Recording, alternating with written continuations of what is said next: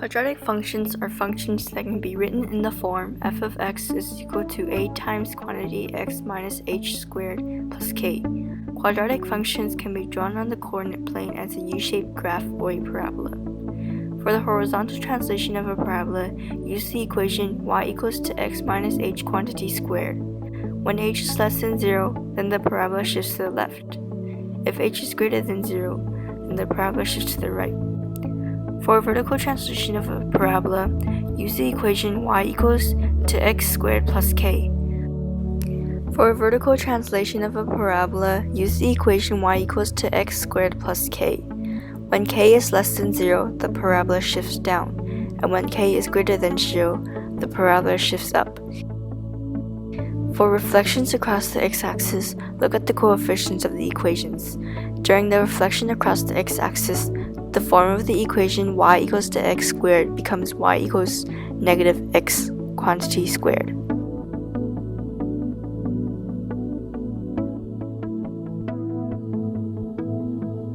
For horizontal stretches, look at the equation of y equals x squared. When adding the coefficient a to x, the sign of a determines the shrink or the stretch. The equation is y equals a times x quantity squared. If a is greater than 0 and less than 1, it is a horizontal stretch away from the y-axis. If a is greater than 1, then it is a horizontal shrink toward the y-axis.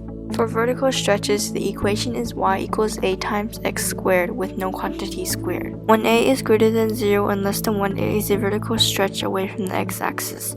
When a is greater than 1, it is a vertical shrink towards the x-axis.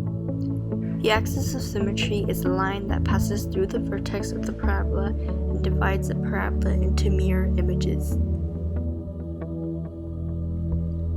The parabola opens up when a is greater than 0 and opens down when a is less than 0. When the absolute value of a is greater than 1, the parabola is narrower than the parent function of a parabola. When the absolute value of a is less than 1, the parabola is wider than the parent function of a parabola.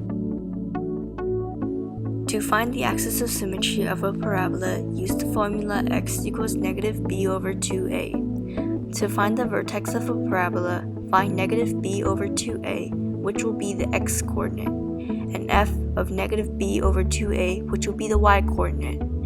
If the y-intercept is c, then the point 0c is on the parabola.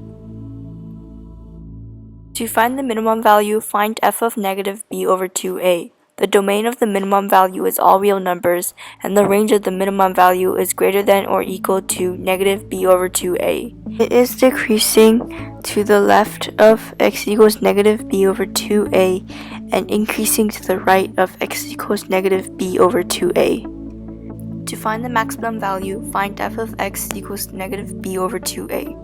The domain of the maximum value is f of negative b over 2a, and the range of the maximum value is greater than f or equal to b over 2a. It is increasing to the left of x equals negative b over 2a and decreasing to the right of negative b over 2a. The focus of a parabola is a point that is in the interior of the parabola and lies on the axis of symmetry.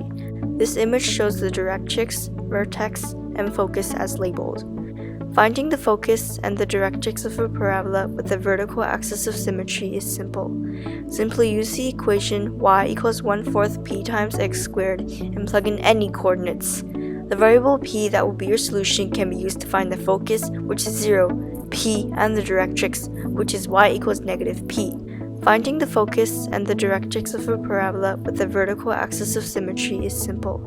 Simply use the equation y equals 1/4 p times x squared and plug in any coordinates.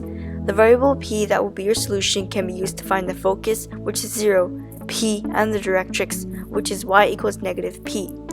Finding the focus and directrix of a parabola with a horizontal axis of symmetry is pretty straightforward too. Simply use the equation x equals 1/4 p times x squared and plug in any coordinates. The focus will be p, 0, and directrix will be x equals negative p. Thank you for watching, and we hope you enjoyed this tutorial.